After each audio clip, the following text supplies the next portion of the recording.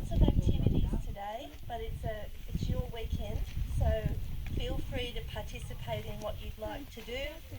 You can go prospecting if you wish, you can do nothing if you wish, or you can join in with our activities also.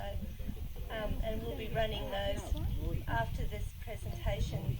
The VRA will be presenting some topics on mineshaft safety, a little bit about the rescue techniques, and then we'll follow up through the day with smaller presentations on personal, like the EPIRB systems for personal use, and also snake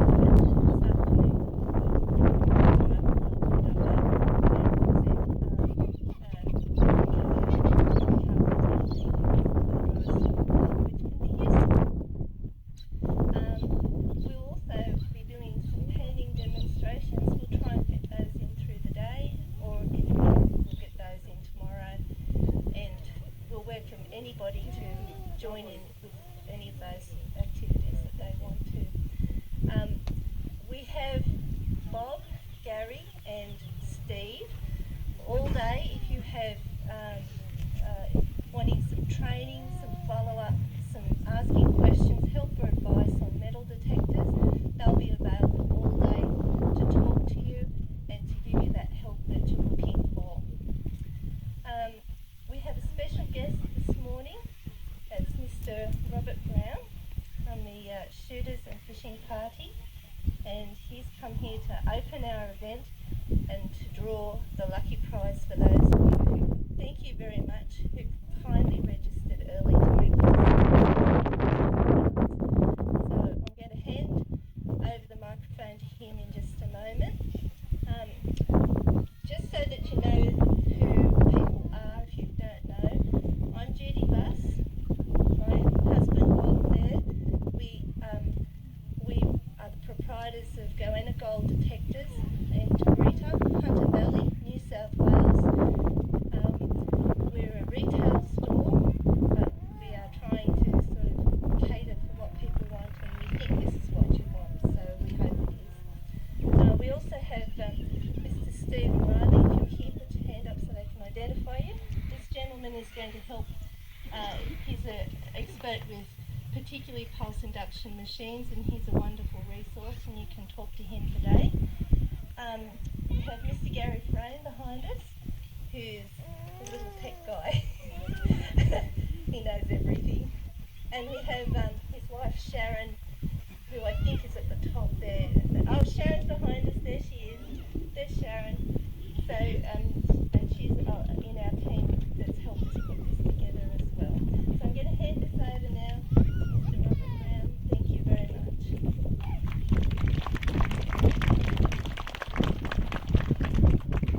Thank you very much.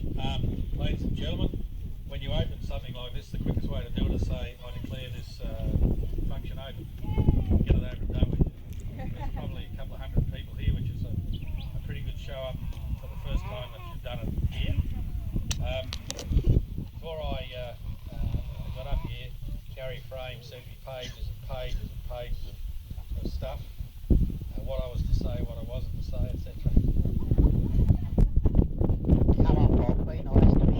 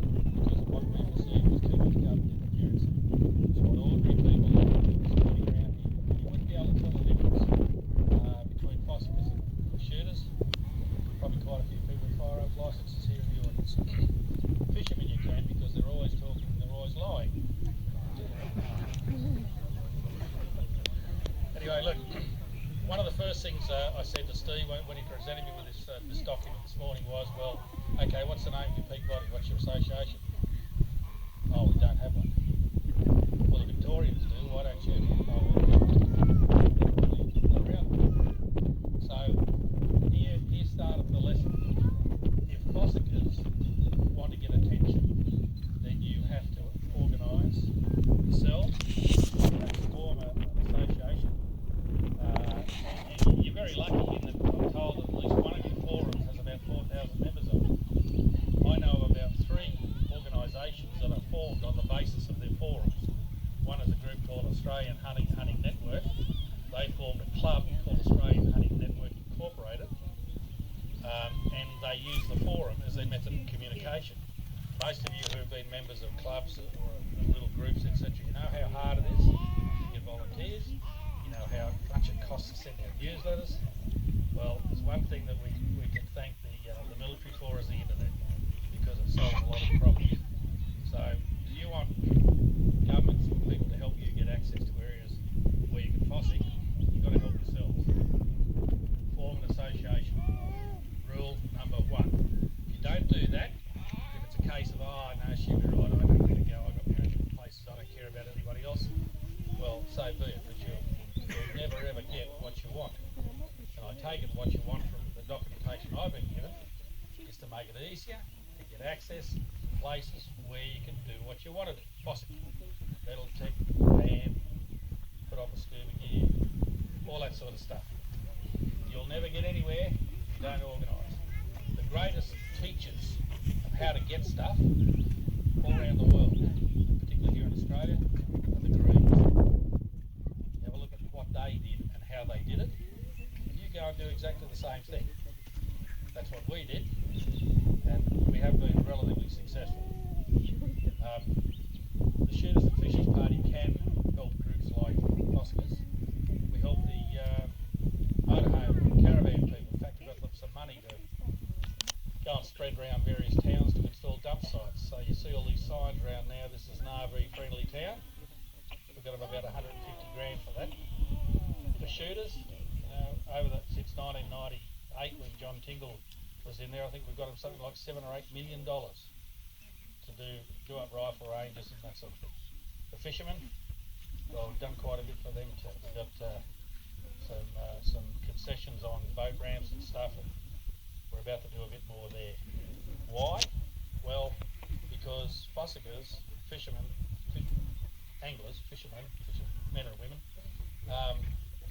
hunters, shooters, horse riders, mountain bike riders, four-wheel drivers have all got the same problem: access to public land. Not Crown land, it's public land, it's your land. You may not know, but you actually own it. The only problem is some bureaucrat sitting in Sydney says you shall not take your dog there, you shall not fossick there, you certainly can't carry a firearm, you can't fish, you can't drive your four-wheel drive, you can't take a horse in there. And why do they do that? I'm not having a shot at national parks and wildlife, but why do they do that? I'll tell you why. Because steel gates are about the cheapest form of management there is. Put a steel gate up, you don't have to worry about it. Anyway, they're in with the rant. If you guys get yourselves organised, what you should do this weekend around the campfire tonight, there's enough of you here, just lob in some unsuspecting souls to be a steering committee to get an association still. One of the things you can do as an association, you might have to pay $20 each, but it'll get you $20 million public liability insurance. You try and go and buy personal public liability insurance, $1,000 a year, you can get it for $4.50 if you're an association. So why do you need public liability insurance? You want to go and I know what it is. Other people do.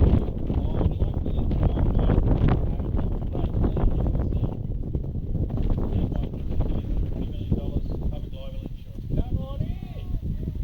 Okay, and some of the public land managers are starting to do the same thing.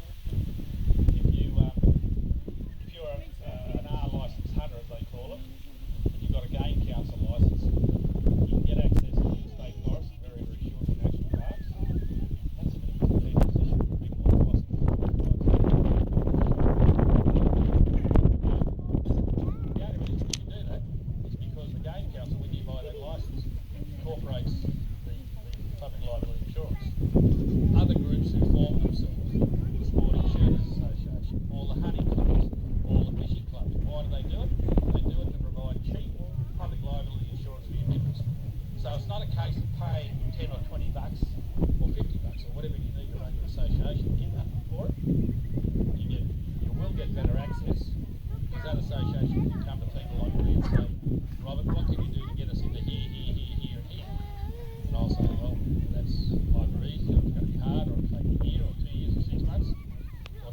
on what Barry wants next week, it might take a week.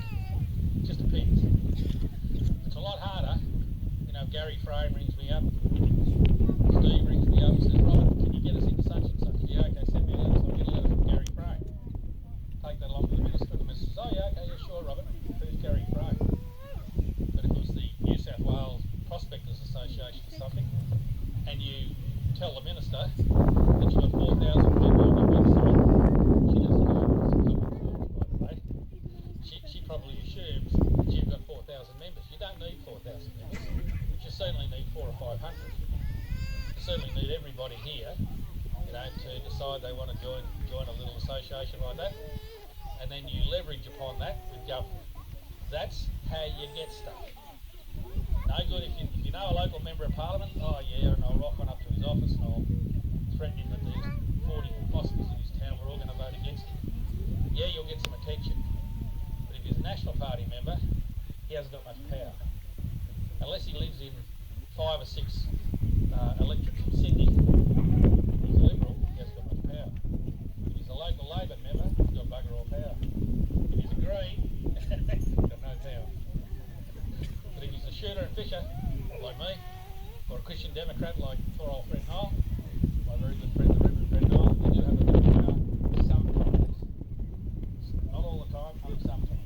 I was saying to Gary earlier this morning, there may be a situation where O'Farrell controls both houses of Parliament after 2015, which makes me useless. I might as well sit there for 4 years and kick the nose.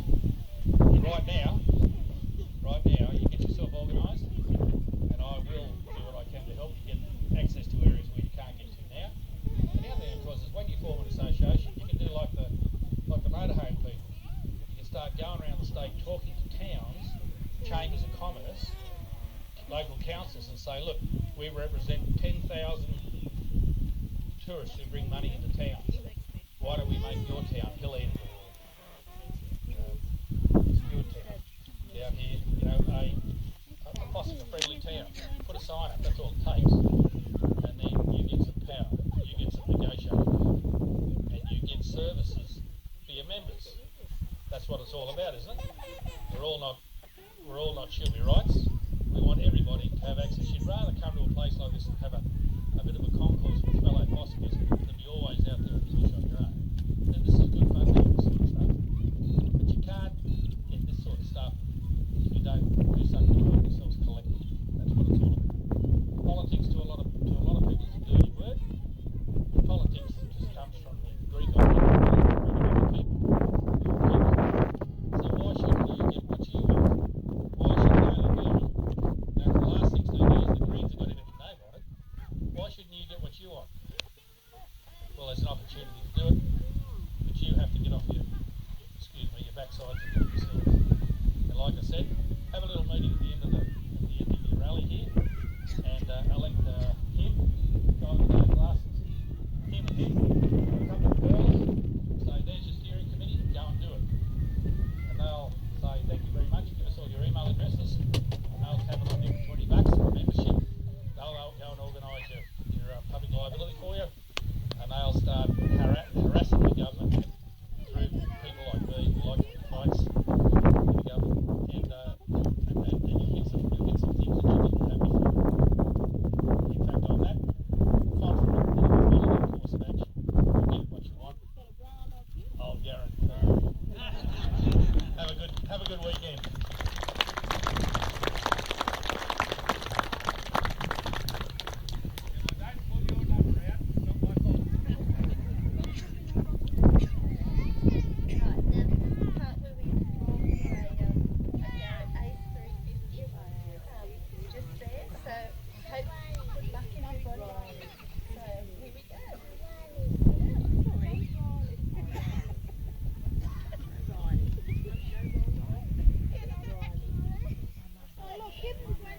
John Standford.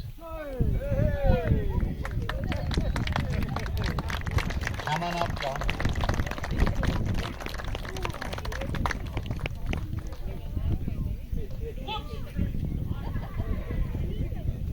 Happy birthday, sir. Oh, thank you very much. Thank you. Ladies and gentlemen, I didn't bring any political stuff.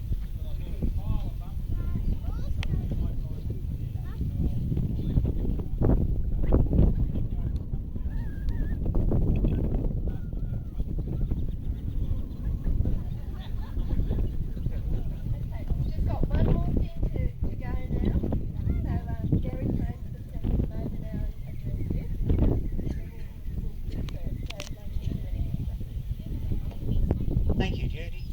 Robert, could you come up here, please? I'm not allowed to accept for Judy, you know that. No, we're not. As a guest of all of us, what we'd like to do is just present you with just a little token. It is genuine. Gold!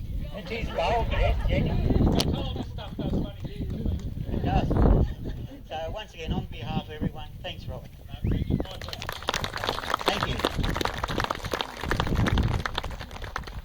Thank you, Judy. Is there anything else we need? Righto, some of the things we're going to be doing, the rescue squad over here obviously could get called out at any stage. So what we'll do, we'll get them to start a demonstration on just what happens to the silly buggers that fall down mine shafts, how we get them out and so forth.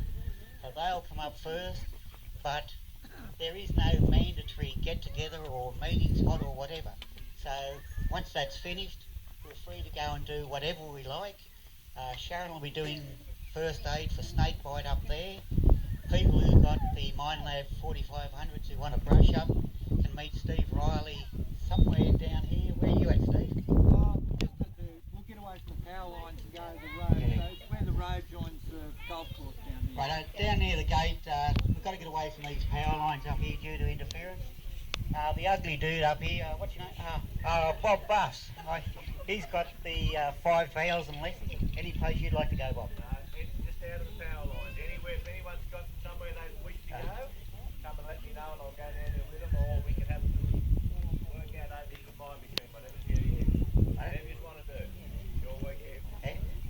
Myself, I can be doing demonstrations up there with the Pyramid Pro, the Pyramid Pro, and that'll be down in the water later on. We have John Newburn, he'll be demonstrating a sluice box set up down there. Up here at the camp we have the spiral panner, blue bowl, and other miscellaneous things are getting the real fine gold. Because believe it or not, an ounce of fine powder gold is worth as much as a ounce of gold nugget as far as gold value goes. Nugget value might be slightly different. People might have a 1 ounce solid nugget, might only be worth $1,800 roughly as gold value, but you'll find people that might pay $2,000, $3,000 for it, just for its nugget value alone, just to say, look, I've got a gold nugget. Yeah, don't forget the cash, right? So with that, is there any questions we need, or anyone got any questions at the moment? Oh, sorry, Doug, I haven't met you. Doug Stone, he writes the Bible of gold prospecting, metal detecting, the whole works. Doug's got books up here, I believe he's signing them. He's also got maps, and hopefully it hasn't got our X's on it. We tried to keep that secret, but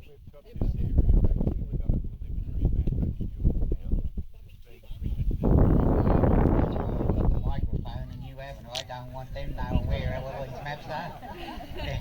So yes, he has got a map. I have seen a rough copy of it, shall we say, of this area, and and there is gold here. This nugget did not come from this area, I believe. It was a little further up the creek.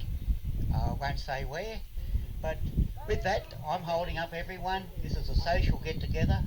So with that, I'll just say thank you for coming. We do appreciate it, and we're more than happy to talk with people.